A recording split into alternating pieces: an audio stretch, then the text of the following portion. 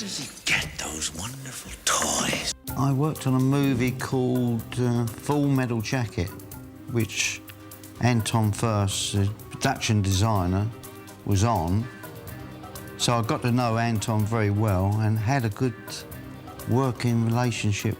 And the next thing, I got a call from the studio, would I come in to have an interview with Tim Burton? Put a lot of suggestions to him. And the next thing I got is I got the call to start.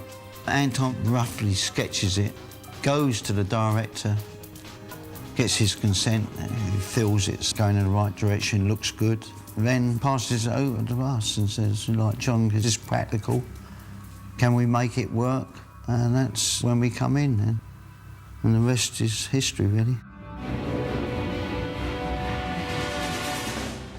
A lot of pressure there because the time factor. We started late and you can't buy time.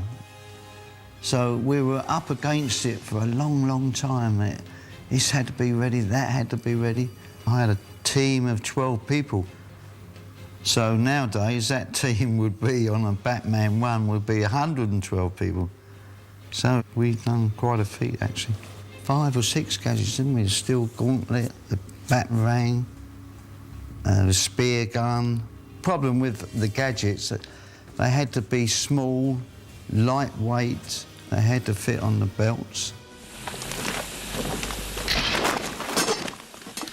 Everybody thinks it's fun, but it's about labour, cost, budgets, material, so it's not much fun till it actually starts to take shape, then you start to enjoy it. The spear gun was quite a good gadget because you had to lock it in, it had to spin, and we actually fired it many times in the film at people wrapping around their legs or round objects that Batman had to swing off. So that was quite a good gadget in the size of it, and it looked good. The steel gauntlet was interesting. It started off at 18 inches, which looked ridiculous, so we had to reduce it to 9, and that had to fire out steel cables, click onto the steel cable, and then escape in the museum. So that had to happen in one sequence. I was quite proud of that. The batarang was another practical object that had to open up, and he actually froze it around people's legs. We tried to give the toys, so to speak, enough of a clunkiness and reality that it still brought it in the non-magical kind of realm, you know? That even though it's doing things that it really wouldn't do, you could kind of believe it could maybe do it.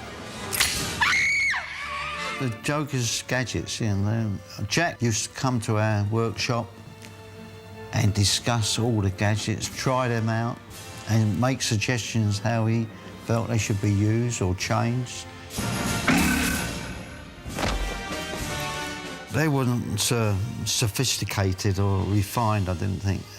You know, they were more fun gadgets. I mean, we had one telescopic boxing glove.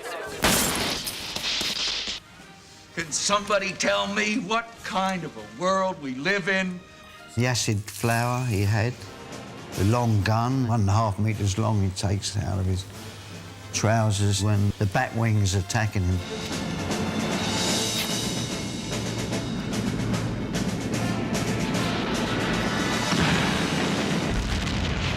The Batwing, a lot of that was done model work by Derek Meddings. The Batwing was something that sort of came off of the drawing board, the idea of it being the shape of the bat symbol. And Michael White, who's the storyboard artist, I think it was Michael that came up with the idea of, you know, the plane had to fly down the street and then had to turn around. And he came up with that great idea of it sort of coming up and stalling in front of the moon and then coming down. So you had that sort of moment where it was like silhouetted in front of the moon.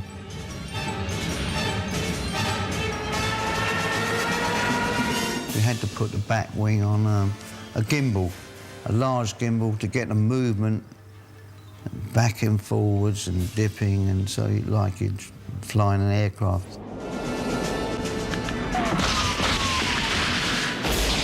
Then we had rockets in the bat wing, which had to be practical, a laser gun, and machine guns too in either side of the wings. I was proud of working on Batman 1, and I liked Tim Burton very much as a director. I thought he had some very good ideas. Yeah, I think we've done a good job.